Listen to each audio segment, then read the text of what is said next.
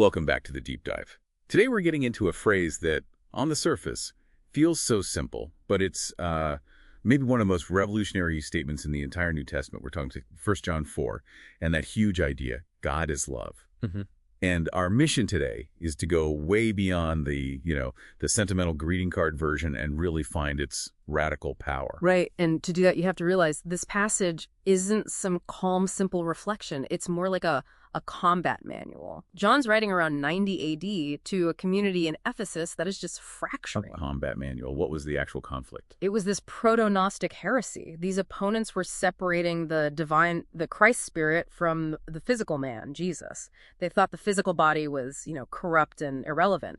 And that's the key. If the body doesn't matter, well, then why would you bother feeding your hungry neighbor? Okay, well, let's dive right into that ontological core then. You're saying John doesn't just say God is loving. No, it's so much stronger than that. So what is the actual Greek, and why does that tiny difference rewrite everything? The assertion is ho theos agapeistin. Not just that God acts in a loving way, but that God is love. It's his very essence, not just one of his attributes like, say, power or wisdom. Okay, so if God is love, then he cannot act unlovingly. It's fundamental to his nature. But wait, it almost sounds like a philosophical necessity overriding Scripture. I mean, if God is all-powerful, why couldn't he just choose to be loving without needing some eternal internal relation?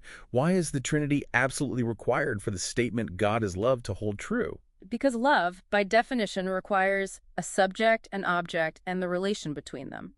If God were a solitary being before creation, He would only be capable of love. Exactly. He couldn't be love in his eternal necessary essence. The moment John declares that God is love, he implicitly establishes that eternal fellowship, the Father loving the Son in the Spirit. So John establishes that love must be inherent in God, but how do we, as creatures of time and history, actually witness this infinite love? Well, that's where he pivots immediately. Right. He goes straight to a concrete historical event. God sent his one and only Son, the monogenes. And that specific word, monogenes, that's a direct shot at the Gnostics. Oh, it's a total shutdown of their argument. It insists that the unique, single, incarnate man, Jesus, is the vessel of this divine love. There's no separation. And this historical definition centers on a theological masterpiece.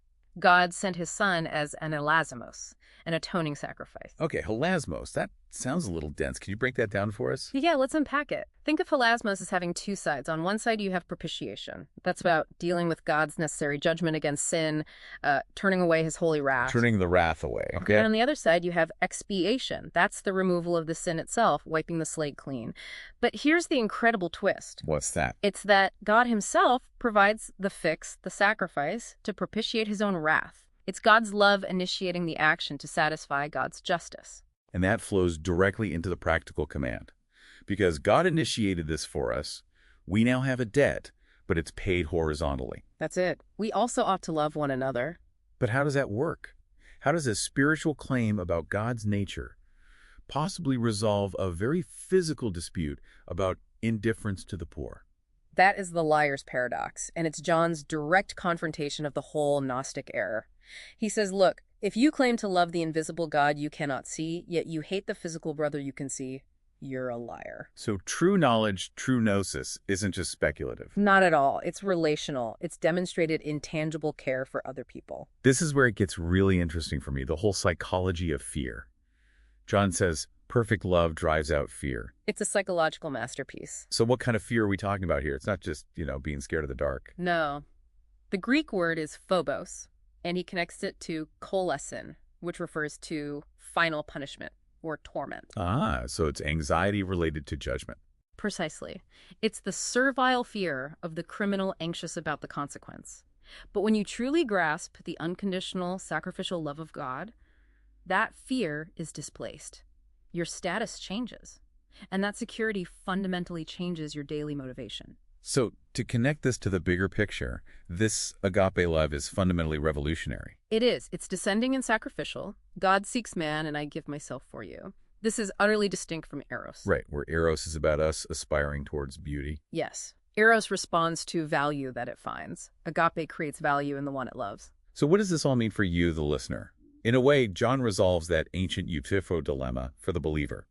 You know the question. Does God command love because it is good, or is it good just because God commands it? And John's answer is neither. Exactly. His answer is that goodness, which is love, is the very nature of God. It provides an objective grounding for morality that isn't arbitrary at all. So the question we'll leave you with is this. How does that realization change the way you interact with that neighbor or that coworker you find most difficult to love?